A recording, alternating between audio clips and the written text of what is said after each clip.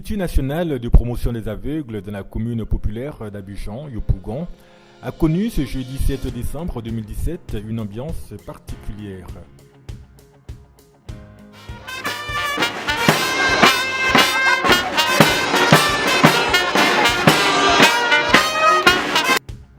De cette 25e édition est des transformations durables pour une société inclusive.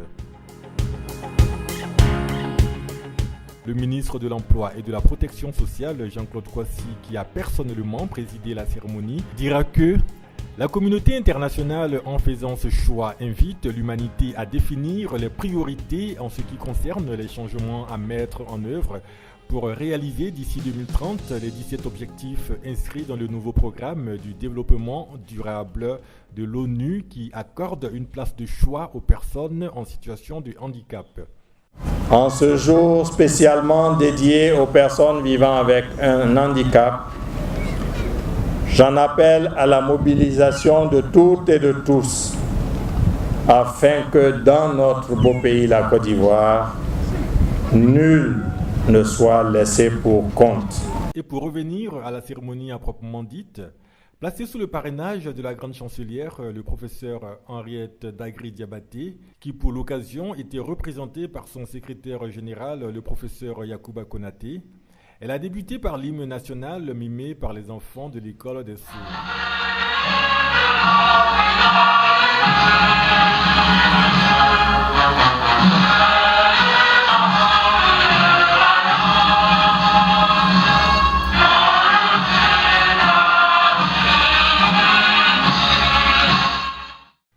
Ensuite, il y a eu la libation avec le chef du village d'Abobodini.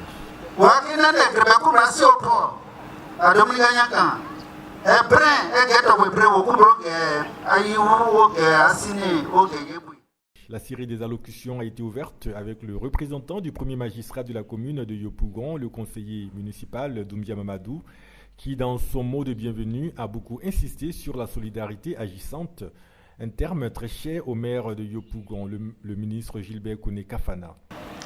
Monsieur le ministre, nous vous sommes reconnaissants à vous et à vos collaborateurs d'exprimer à chaque occasion la solidarité agissante du gouvernement envers ceux qui n'ont pas eu la chance de connaître les conditions communes de vie dont jouissent la plupart d'entre nous. Cette reconnaissance trouve d'ailleurs son fondement dans le soutien permanent du gouvernement aux pensionnaires de l'école ivoirienne pour les sourds et de l'Institut national de la promotion des aveugles.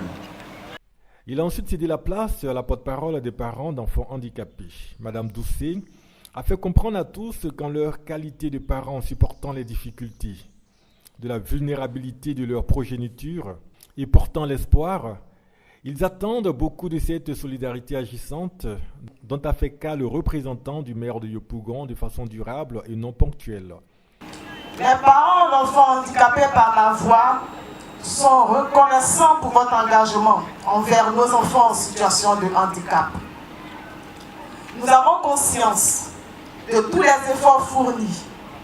Nous vous sentons à l'écoute de nos besoins et nous avons foi que vous pouvez remuer terre et ciel pour nous satisfaire.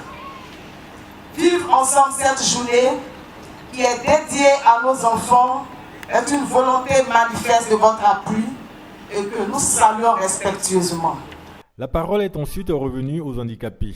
Et le porte-voix, Madame Yépoulette, s'est apaisantie sur 3 points. Les avancées avec tout ce qui a été fait au niveau national et international pour le bien-être des handicapés.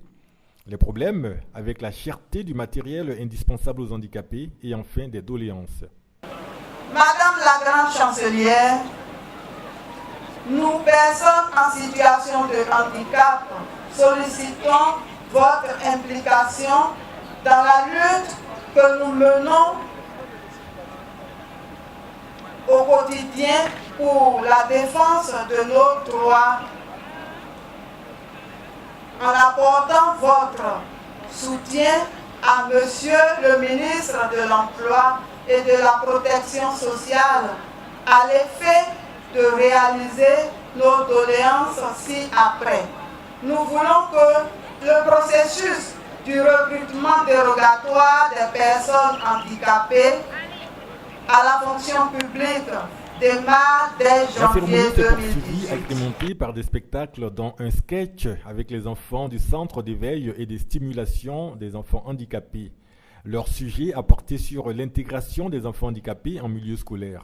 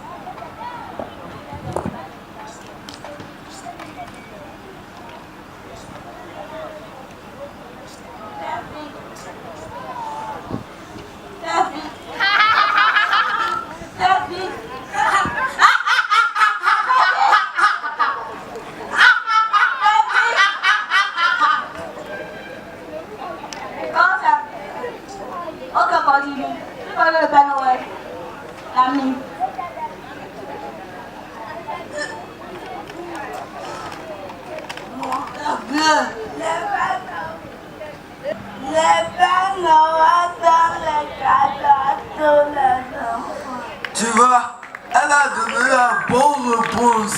Et puis depuis, tu ne voulais pas l'interroger. Une autre étape de la cérémonie fut la remise des trophées de la journée sportive du 1er décembre.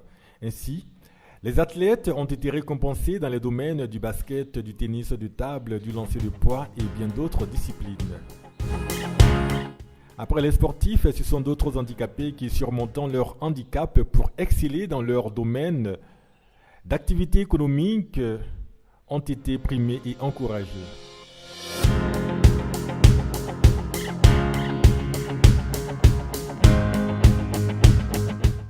Trois communes dont Yopougon, Treichville et Atécoubé s'étant montrées très proches des handicapés ont également reçu des tableaux d'honneur.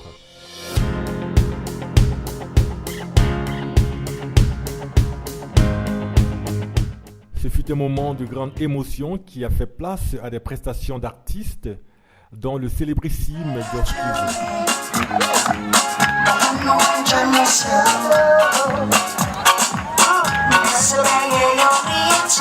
À la suite, le ministre de l'Emploi et de la Protection sociale, Jean-Claude Kouassi, a pris la parole. Le gouvernement ivoirien a retenu pour cette année 2007 de réaliser ou a déjà réalisé les actions et activités suivantes. Primo, en matière d'emploi, instaurer un cadre juridique favorable à l'insertion socio-professionnelle des personnes en situation de handicap au moyen de l'adoption d'abord d'un décret relatif à l'emploi des personnes en situation de handicap qui oblige à partir de maintenant chaque entreprise, je dis bien chaque entreprise, à employer au moins une personne handicapée. Et nous allons veiller à cela. C'est après quoi le professeur Yacouba Konati prononça le mot de fin. Chers amis, vous qui êtes à l'honneur aujourd'hui, je voudrais dire que j'ai pris bonne note de toutes les doléances, de tous les problèmes que vous avez évoqués. J'ai noté en particulier que vous souhaitez rencontrer Monsieur le Président de la République. Madame la Grande Chancelière se dispose à apporter son plaidoyer pour cette cause.